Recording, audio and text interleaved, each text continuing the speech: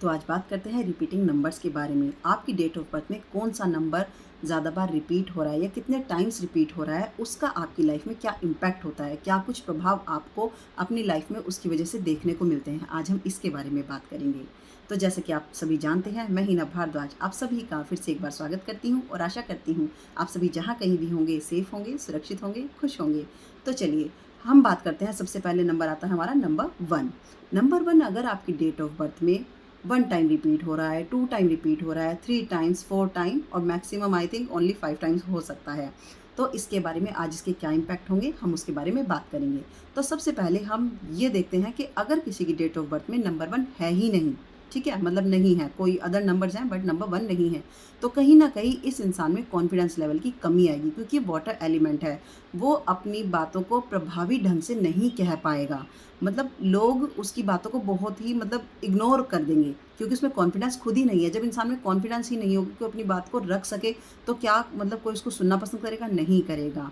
तो इसी तरह अगर आपके पास नंबर 1 नहीं है तो आपको ये चीज़ देखने को मिलेगी। और अब हम बात करते हैं, अगर आपकी डेट ऑफ बर्थ में नंबर 1 सिंगल टाइम आता है, जैसे कि एग्जाम्पल के लिए मैं आपको डेट ऑफ बर्थ बताती हूँ। एक जैसे आपने 19/1/2000, ठीक है, 19 किसी पर्सन का डेट है, जिस डेट में उसने जन्म लिया है, 1 उसका मंथ है एंड 2000 ईयर है। तो इसमें नंबर 1 2 टाइम्स रिपीट हुआ। और साथ ही साथ हम इसमें ये भी कंसीडर कर सकते हैं, ये तो 2 टाइम्स तो रिपीट हो गया, लेकिन अगर मूलांक भी नंबर 1 आता है और भाग्यांक भी नंबर 1 आता है, तो वो भी ऐड ऑन किया जाता है कि कितने टाइम्स, मतलब उस अंक को भी देखते हैं कि कितनी बार रिपीट हो रहा है, तो उसके इम्पैक्ट उसी अकॉर्डिंग आते हैं। तो चलिए, अगर नंबर 1 आपकी डेट ऑफ बर्थ में ओनली सिंगल टाइम आ रहा है, तो आपका लेवल ऑफ कॉन्फिडेंस अच्छा होगा।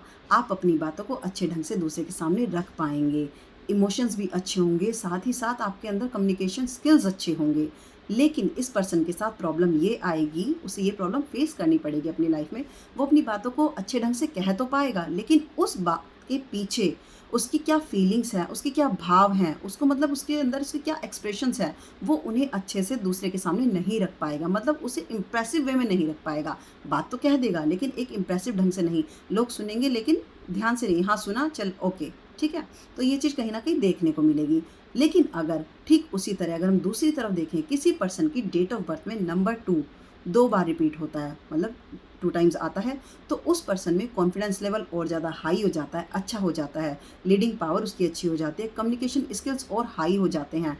और अब जब ये पर्सन अपनी बात किसी के सामने रखेगा, तो लोग उसको ध्यान से सुनेंगे, वो सेंटर ऑफ अट्रैक्शन भी बनेगा। लोग ध्यान से सुनेंगे, साथ ही साथ सुनकर हल्के में नहीं लेंगे, उसे एनालाइज भी करेंगे, उसे कहते हैं ना, एक अच्छा इंप्रेशन छोड़ जाना। यहाँ पर जैसे कि हमने सिंगल टाइम था जब 1, तो बताया कि वो डिलीवर तो कर देगा अपना मैसेज, लेकिन उसके जो भाव हैं उन्हें नहीं रख पाएगा, इंप्रेसिव वे में नहीं रख पाएगा, एक्सप्रेस नहीं कर पाएगा अपनी फीलिंग को। लेकिन अगर 2 टाइम्स बनाता है, तो ये पर्सन अपनी बात कहने के साथ साथ किसी को सिर्फ एक सेंटेंस पढ़ देना, ठीक है, आप किसी स्टूडेंट को कुछ भी समझा रहे हैं, आपने एक सेंटेंस पढ़ दिया, अच्छे वे में आपने उसको डिलीवर किया, स्टूडेंट ने सुन लिया, लेकिन अगर आप उसको प्रॉपर वे में एक्सप्लेन करते हैं तो वो स्टूडेंट को बहुत अच्छे से समझ में आता है। ठीक इसी तरह आप जब भी किसी से बात करते हैं, अगर आप उसको अच्छे तरीके से, अच्छी फीलिंग्स के साथ सामने वाले को एक्सप्रेस करके प्रॉपर वे में समझाते हैं, तो वो एक अलग ही इम्पैक्ट डालता है। तो इस पर्सन के साथ ये चीज़ होगी, लोग उसे ध्यान से सुनेंगे और उसकी बातों को समझेंगे भी, वो सेंटर ऑफ अट्रैक्शन भी बनेगा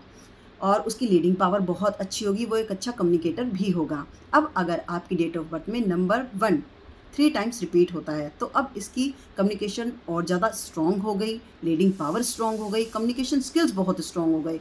अब लोग पहले आप अपने डिसीजन ले रहे थे, लेकिन अब ये पर्सन, इसके पास और लोग भी आएंगे, जब वो किसी भी प्रॉब्लम में होंगे तो वो इस पर्सन के पास आएंगे कि प्लीज़ मेरी इस प्रॉब्लम का आप ही कोई हल बताएं और आप ही डिसीजन लें।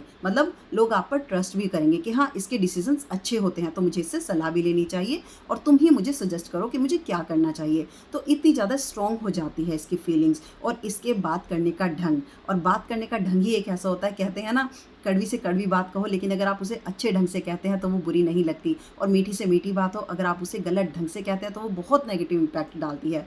तो इसी तरह किसी भी बात को कहने का ढंग बहुत मैटर करता है, वो सामने वाले पर क्या इम्पैक्ट डाल रहा है, किस ढंग से आपने कितने अच्छे तरीके से उसमें आने वाले भावों को एक्सप्रेस किया है, अपनी फीलिंग्स को एक्सप्रेस किया है।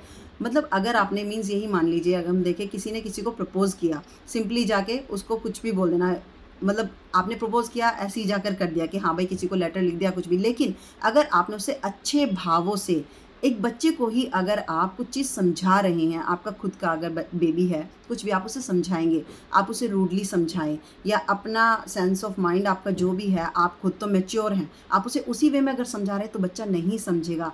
आप उसे उस बच्चे की भावनाओं को समझकर उसी वे में अगर समझा रहे हैं, प्रॉपर वे में एक्सप्लेन कर रहे हैं, अपने एक्सप्रेशंस उसे दे रहे हैं, अपनी भावनाएँ उसे समझा रहे हैं, तो बच्चा उसे उतने ही इम्प्रेसिव वे में लेगा और उस पर वो चीज़ उतना ही प्रभाव भी डालेगी। वो आपकी बात मानेगा भी और मानने को तैयार भी होगा। तो यही बात नंबर 1 के साथ आती है जब आपके पास 3 टाइम्स आता है।